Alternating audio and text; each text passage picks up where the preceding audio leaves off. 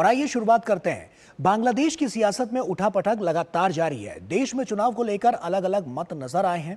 ऐसे में जापान के टोक्यो में पहुंचे मोहम्मद यूनुस ने चुनावों को लेकर बड़ी घोषणा की है। यूनुस ने घोषणा की है कि चुनाव इस साल दिसंबर से लेकर जून 2026 तक के बीच हो सकते हैं। क्या है इस चुनाव के पीछे की असल वजह और कैसे आवाम बदलेगी तमाम राजनीतिक समीकरण, देखिए इस रिपोर्ट में। आंतरिक असंतोष, सेना का दबाव, युवाओं का आंदोलन, सब मिलकर बांग्लादेश को चुनाव के रास्ते की ओर धकेल रहे हैं। लेकिन अंतरिम सरकार के मुखिया अब भी चुनाव के लिए कोई निश्चित समय नहीं बता रहे हैं। हालांकि हाल की घटनाओं के बाद चुनाव के मुद्दे पर उन्होंने अपनी जुबान तो खोली है, लेकिन ढाका में नहीं बल्कि टोक्यो में। उन्होंने घोषणा की कि देश में इस साल दिसंबर से लेकर जून 2026 के बीच कभी भी चुनाव हो सकते हैं। उन्होंने बताया कि चुनाव की तारीख सुधारों पर निर्भर करेगी। अगर सुधार जल्दी हो जाते हैं तो चुनाव दिसंबर 2025 में हो सकते हैं, नहीं तो ज्यादा से ज्यादा जून 2026 तक। यूनुस ने जोर देकर कहा कि चुनाव हर हाल में जून 26 तक कराने ही होंगे। हालांकि ये समय सीमा वो पहले से भी देते आ रहे हैं, लेकिन इस बार फर्क इतना है कि जून 2026 से आगे नहीं बढ़ने का आश्वासन दिया है। यही वजह है कि मुख्य विपक्षी दल बीएनपी को इसमें कुछ नया नहीं लग रहा है।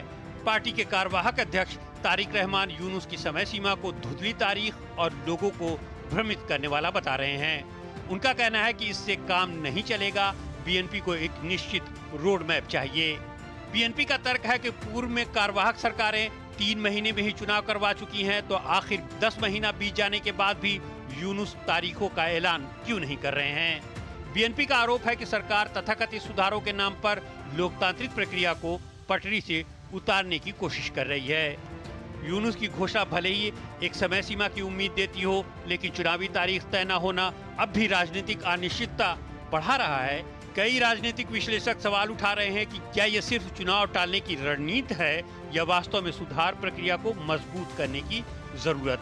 सेना प्रमुख कह रहे हैं कि व्यवस्था में बड़े बदलाव का फैसला कोई लोकतांत्रिक सरकार ही ले सकती है, लेकिन यूनुस अब भी सुधार और बदलाव पर अड़े हुए हैं। तो आखिर यूनुस किसके दम पर अपनी जिद छोड़ने के लिए तैयार नहीं है? क्या वो कट्टरपंथी ताकतें हैं जिनके दबाव में यूनुस पर काम करने का आरोप लगता रहता है? पिछले साल अगस्त में यूनुस ने सत्ता संभाली थी। उनका काम देश में स्थिरता लाना था, लेकिन इसके आसार अब तक दिखाई नहीं दे रहे हैं। अल्पसंख्यकों पर अत्याचार, बांग्लादेशी अस्मिता से खिलवाड़ और विरोध प्रदर्शनों का ऐसा दौर चला कि यूनुस को खुद स्वीकार करने पर मजबूर होना पड़ा कि देश युद्ध जैसी स्थिति से गुजर रहा है।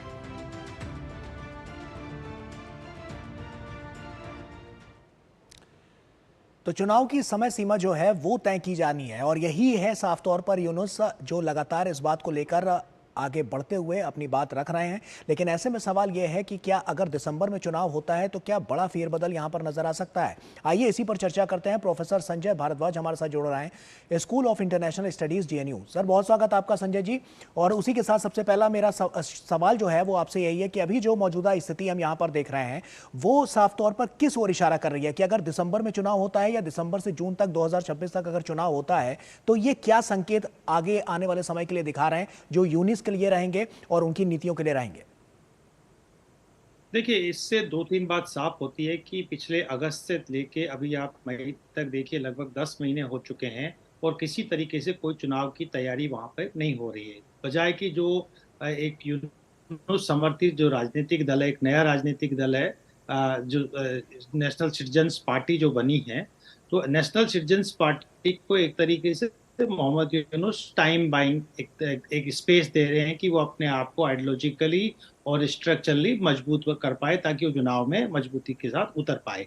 दूसरी बात कि वो साफ तारीख नहीं दे रहे। निश्चित रूप से बीएनपी के लीडर ने ये बात कही है कि ये अनक्लियर है और अनसर्टेन है कि दिसंबर में चुनाव कराएंगे कि जून में कराएंगे। अगर जून में कराते तो ये बात मान के चलिए कि लगभग 1 साल का समय है। तीसरी बात जो आती है कि जो सरकार अभी है वो बेसिकली अनइलेक्टेड और अनकॉन्स्टिट्यूशनल गवर्नमेंट है। कोई किसी तरीके का कॉन्स्टिट्यूशन में प्रोविजन नहीं है। पहले जो केयर टेकर की गवर्नमेंट की व्यवस्था थी संविधान के 58B आर्टिकल में, वो भी 3 महीने में चुनाव कराने की बात उसमें प्रायोजित थी।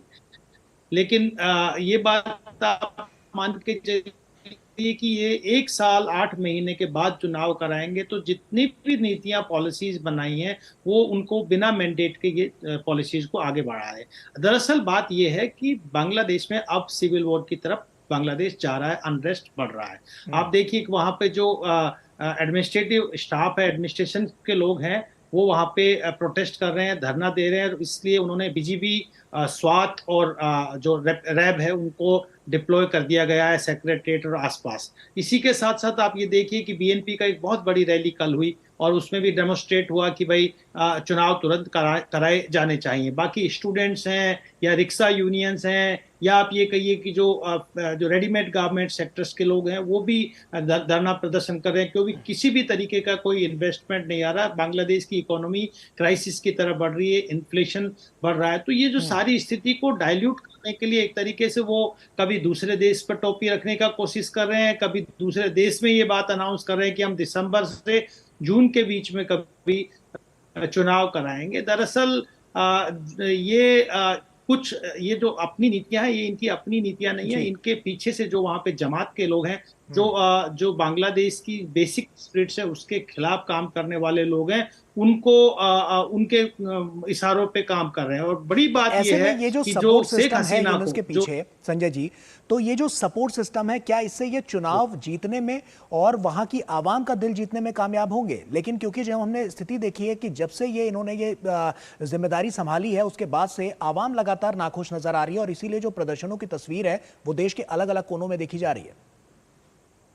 देखिए, बात मान के चलिए कि जो के पीछे जमात खड़ी है, जमात को कभी 8% मिले नहीं, उनका सपोर्ट बेस है नहीं। अब वो नेशनल सिटीजन्स पार्टी के माध्यम से एक अलायंस क्रिएट करके एक एंटी जो हसीना फोर्सेज है उनको कंसोलिडेट करने का प्रयास कर रहे हैं। लेकिन सबसे बड़ी बात है कि डेमोक्रेसी की बात कर रहे हैं, रिफॉर्म्स की बात कर रहे हैं, लेकिन जो देश की सबसे बड़ी राजनीतिक दल है, सबसे पुराना राजनीतिक दल है, जो 1971 की लड़ाई में, बांग्लादेश की लड़ाई में जो शामिल था, उस पार्टी को आपने बैन कर दिया और उन पार्टीज को जो एंटी हसीना जो फोर्सेज जो एक आंदोलन के माध्यम से आए उनको आप स्पेस दे रहे हैं। तो आप डेमोक्रेसी की बात को, तो यानी डेमोक्रेटिक जो बेसिक इथोज है, वैल्यूज है, उनके साथ तो आप खिलवाड़ करने का प्रयास कर रहे हैं। तो ये बात मान के चलिए कि ये एक तरीके से अपनी मशीनरी को इस्तेमाल करके जो राजनीतिक दल एक खड़ा किया है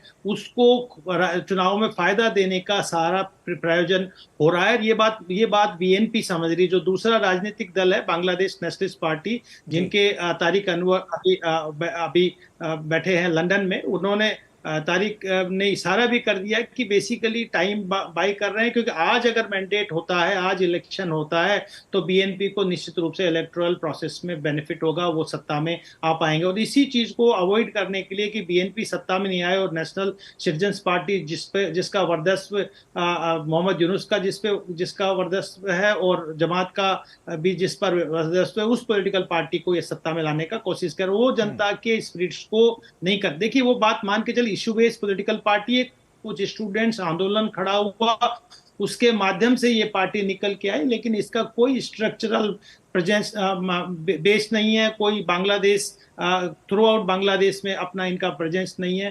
तो इनके पास लेजिटिमेसी क्राइसिस बनी हुई है और आगे भी इनको खतरा है कि अगर चुनाव आज हो जाते हैं तो बीएनपी सत्ता में आ जाएगी और इनके जो सारे मंसूबे थे वो धरे के धरे रह जाएंगे, पाकिस्तान के इशारों पे काम देखें तो क्या अहम चुनौतियां जो है वो मोहम्मद यूनुस के सामने नजर आती हैं?